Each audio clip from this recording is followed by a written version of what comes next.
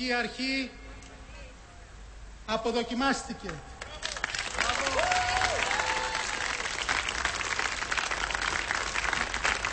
Και είναι πλέον μειοψηφία.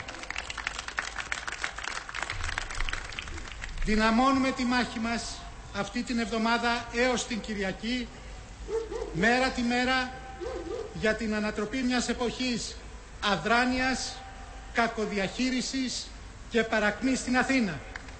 Για να πετύχουμε την ανατροπή.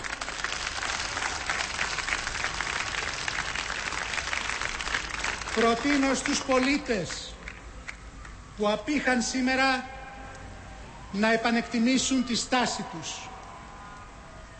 Κατανοώ την απογοήτευσή τους. Όμως δεν πρέπει αυτή η απογοήτευση να καταδικάσει την Αθήνα στην αδράνεια και την απαξίωση.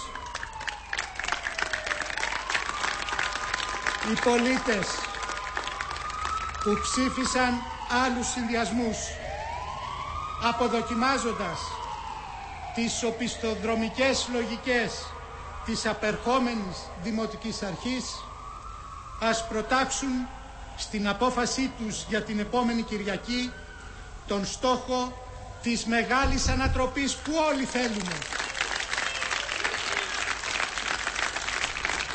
Στις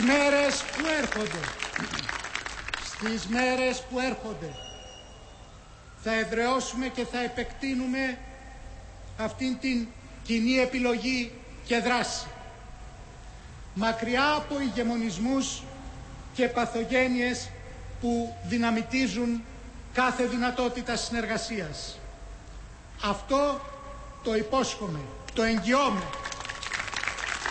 Την επόμενη Κυριακή η Αθήνα αλλάζει σελίδα.